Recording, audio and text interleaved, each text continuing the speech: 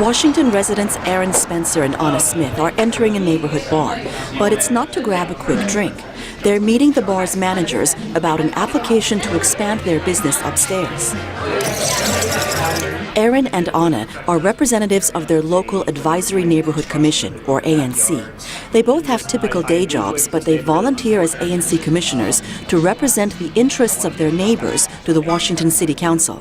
If somebody's complaining about noise, I want to be able to be there and be like, fine, let's hear what your complaints are. I want to hear it. Let's try and talk to the business and work things out.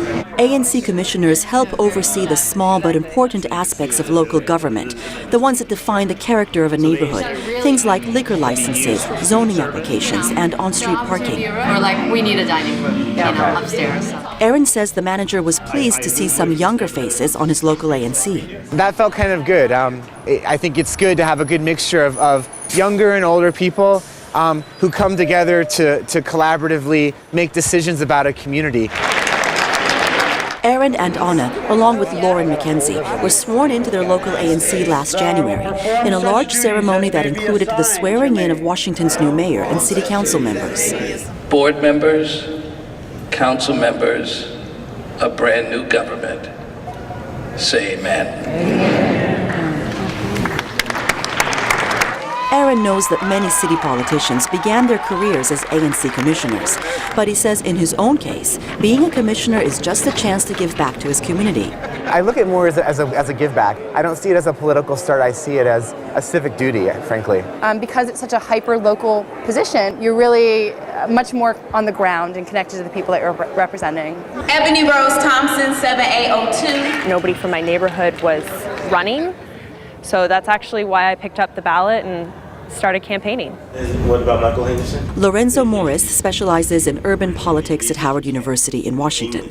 He says ANCs are especially important in areas of local government where ordinary citizens often have a difficult time expressing themselves. ANCs are sort of hybrid vehicles to link the ordinary citizen in the local communities with the government in such a way as to give them a special kind of influence, special access. So they make no formal governing decisions, but they have a special voice, and they have a special audience with those on the council and in city governments who make decisions. Any abstentions? Professor Morris says nothing quite like an ANC exists in any other major American city.